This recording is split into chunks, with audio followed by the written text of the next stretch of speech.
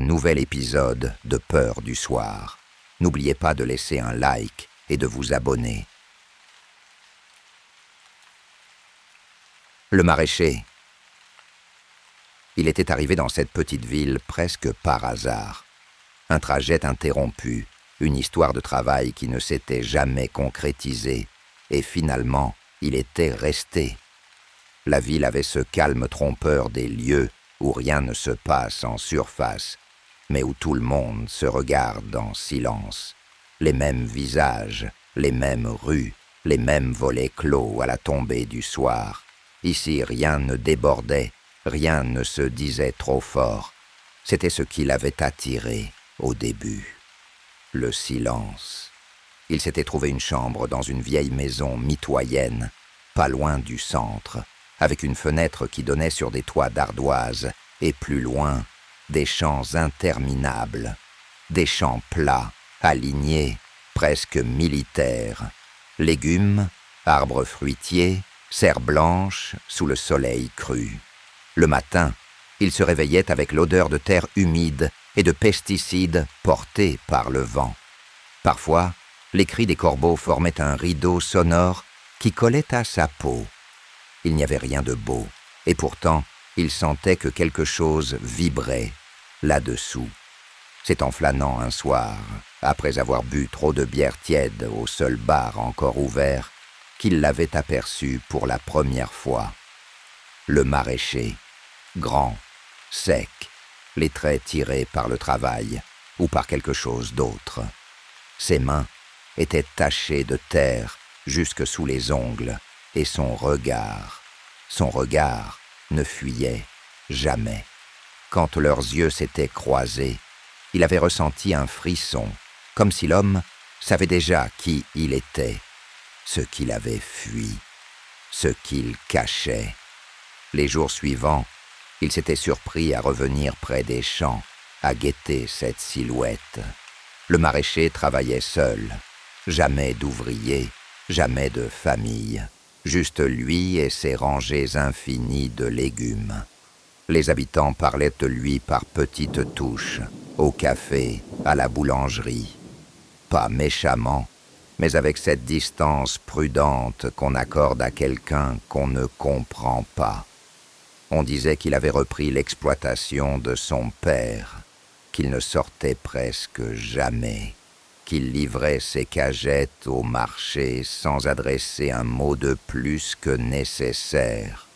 Toujours la même voiture, toujours les mêmes gestes précis.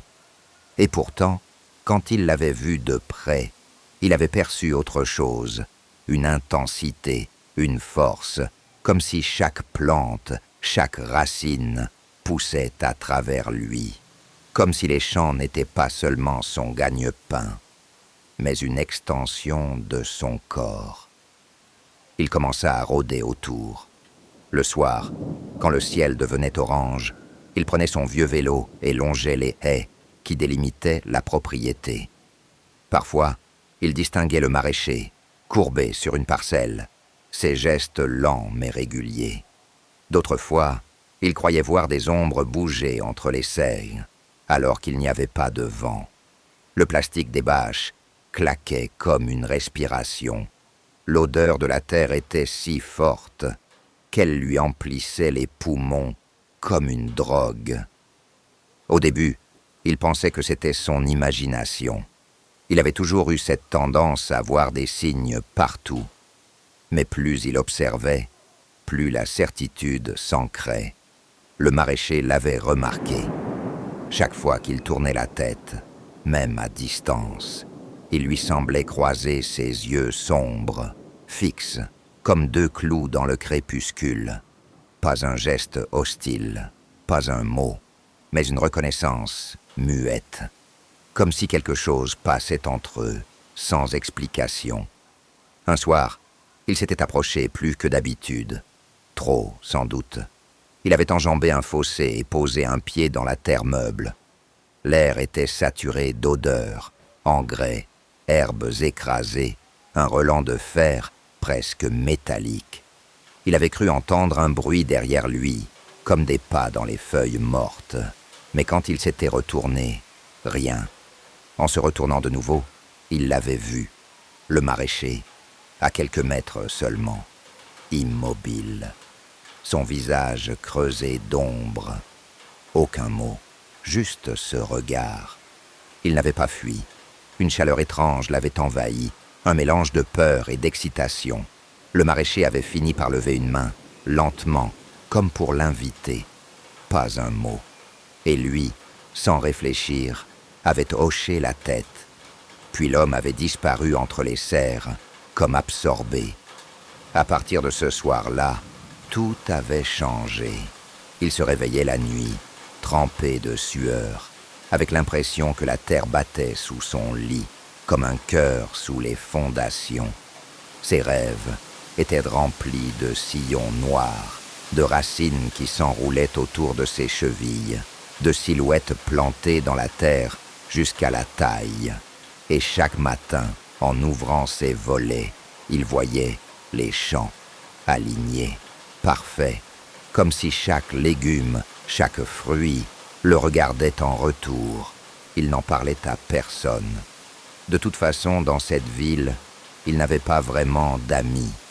Les rares habitants avec qui il échangeait quelques mots semblaient toujours sur leur garde, comme s'ils savaient qu'il portait en lui une faille. Au bar, on ne l'écoutait que d'une oreille. On le servait sans chercher plus. Mais peu importait. Il avait trouvé une présence plus forte. Il commença à s'approcher encore, chaque soir, à écouter. Et plus il écoutait, plus il entendait. Pas seulement le vent ou le plastique des serres, mais des sons plus profonds. Des frottements, des murmures, parfois des chuchotailles qui semblaient en sortir directement du sol.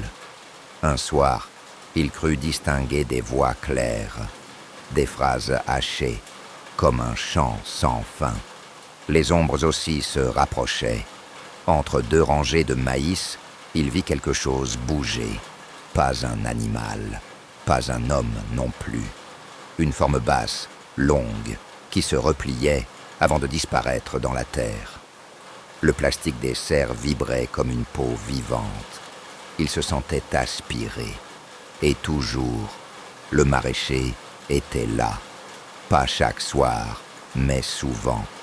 Toujours immobile, toujours silencieux, comme s'il l'attendait. Un jour, il osa franchir la grille grande ouverte. L'air était épais, saturé d'humidité. Le sol collait sous ses chaussures. Il suivit un chemin de terre jusqu'à une serre.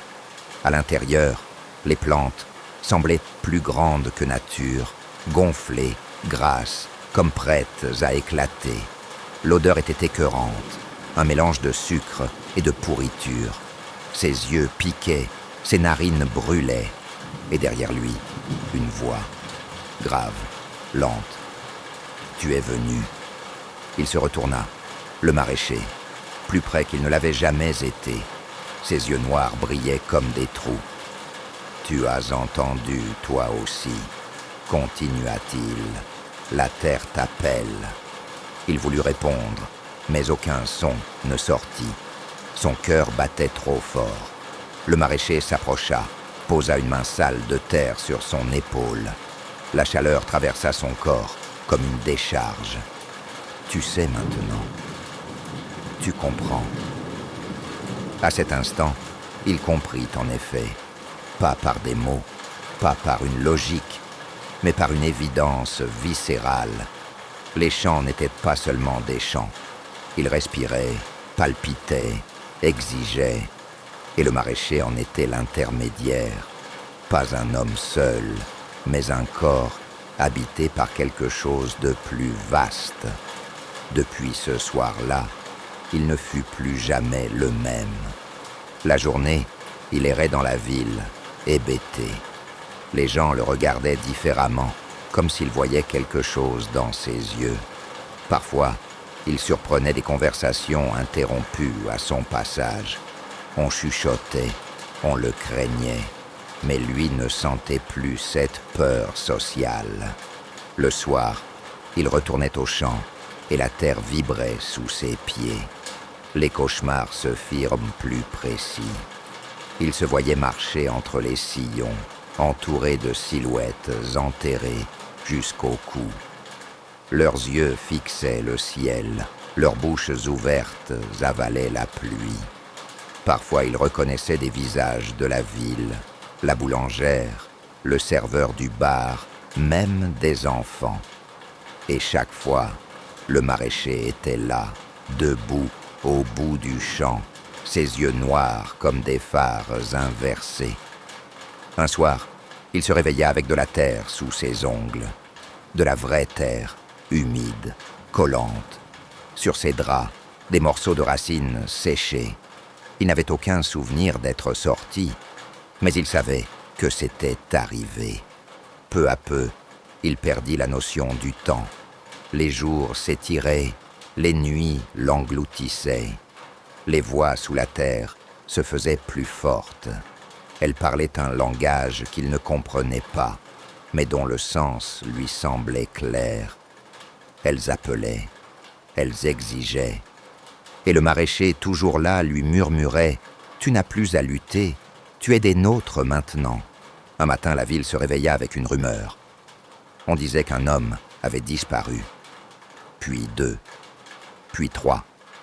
Des jeunes, des vieux, sans lien apparent. On murmurait que certains avaient été vus pour la dernière fois près des champs, mais personne n'osait accuser le maraîcher. Personne ne voulait poser de mots.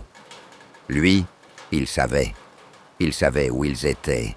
Et un soir, alors que le soleil saignait derrière les cerfs, il comprit qu'il n'était plus seulement un spectateur. Il était prêt.